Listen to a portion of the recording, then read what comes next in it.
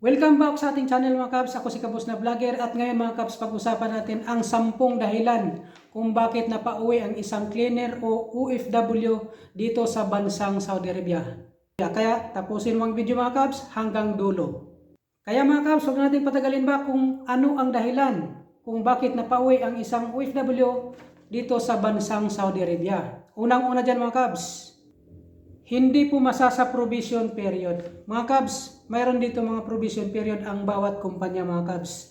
Ang provision period dito mga Kabs ay mula 3 months hanggang 6 months mga Kabs. Kapag hindi ka pumasa mga Kabs, maaari ka nilang pauwiin sa Pilipinas o terminated ang inyong kontrata mga Kabs. Kaya mga Kabs, kapag nandito na kayo, kailangan sa trabaho mga Kabs, sipagan nyo, pakitaan nyo ng gilas yung employer, pakitaan nyo ng gilas yung kumpanya mga Kabs. Sipagan nyo mga Kabs para hindi kayo mapauwi mga Kabs at pumasa kayo sa provision period na binibigay nila sa inyo mga Kabs.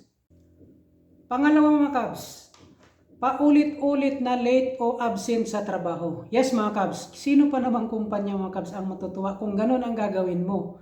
Lagi kang late, absent at wala nang kikitain ng kumpanya mga Kabs kung laging gagawin mo yan mga Kabs at hindi sila matutuwa.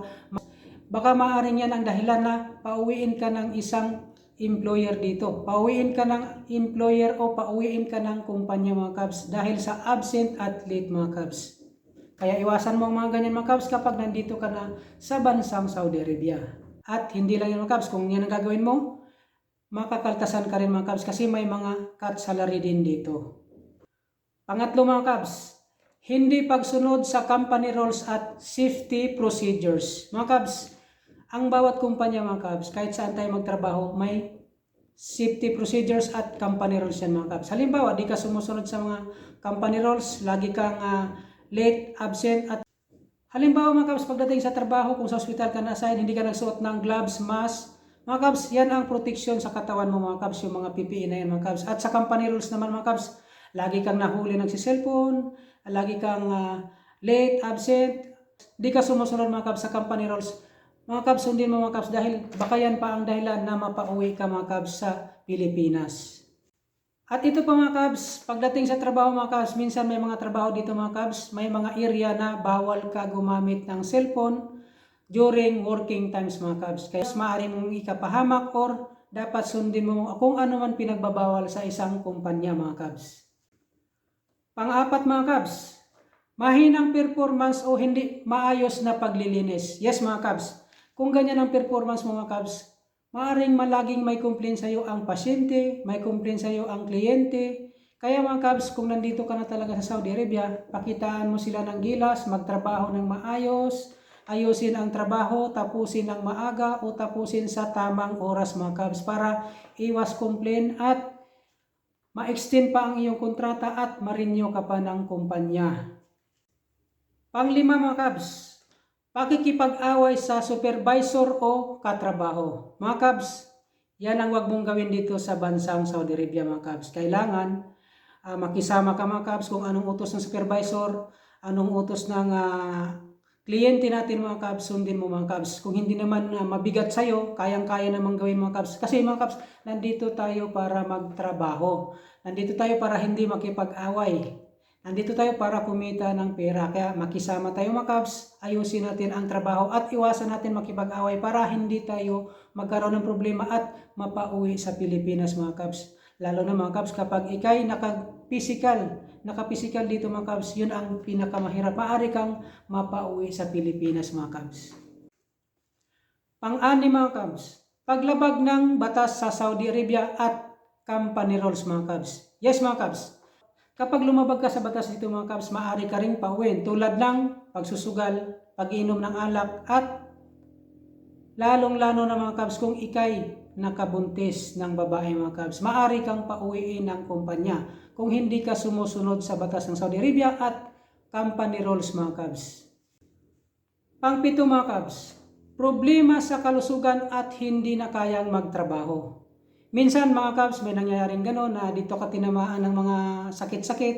Hindi maiwasan yan mga Kabs, kaya lang kung nagkaganyan ka dito mga Kabs, mayroon naman tayong insurance, mayroon naman na bawat kumpanya, bawat isa sa atin na mga trabahante dito may insurance mga Kabs. Pero kung lagi ka na lang pabalik-balik sa ospital at hindi na talaga kaya magtrabaho mga kabs, doon mo na malalaman mga kabs, maaaring magdesisyon ang kumpanya na pauwiin ka na lang dahil lugi naman sila mga kabs kung lagi ka na lang nagkasakit, hindi ka na makapasok, wala na silang kikitain mga kabs. Kaya minsan magdesisyon ang kumpanya mga kabs na pauwiin ka na lang para sa iyong safety at doon ka na sa Pilipinas magpapagaling. Pangwalo mga kabs, matinding homesickness at problema sa pamilya.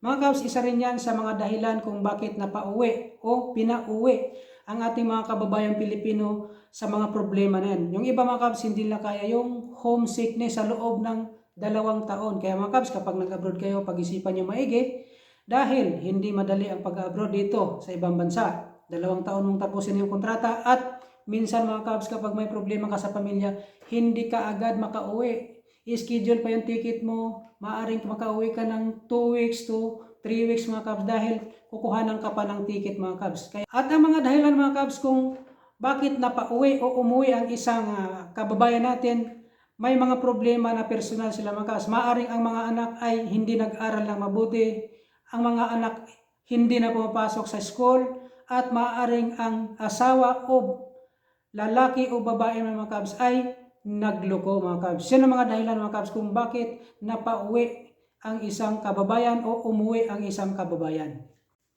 Pang-siyam mga kabs, tapos na ang kontrata at hindi na ni-renew. Minsan mga kabs, may mga kumpanya na kapag tapos na ang kontrata mo, hindi ka na i-renew. Alam mo kung bakit mga kabs? Siguro maaaring laging late, absent, mahina ang performance sa trabaho mga kabs.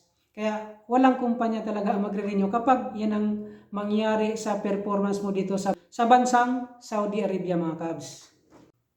O maaaring ang isang employee mga kabs ay hindi na talaga mag-renew sa kanyang kontrata. Maraming dahilan mga kabs, hindi na mag-renew sa kontrata at maaaring hindi nire-renew ng kumpanya mga kabs. Pang-10 natin mga kabs at panghuli na ito, pagsasara ng kumpanya at proyekto. Yes mga kabs, may mga ganyang sitwasyon dito mga kabs na nagsara ang kumpanya at yun ang dahilan mga kabs na napauwi ang ating mga kababayang Pilipino o isang OFW mga kabs dito sa bansang Saudi Arabia. Maaring hindi na kayang isurvive yung company, maaring magsara na talaga dahil medyo lugi siguro or anong nangyari. Yan ang mga dahilan mga kabs kung bakit maaaring mapauwi o uuwi ang ating mga kababayang OFW sa Pilipinas.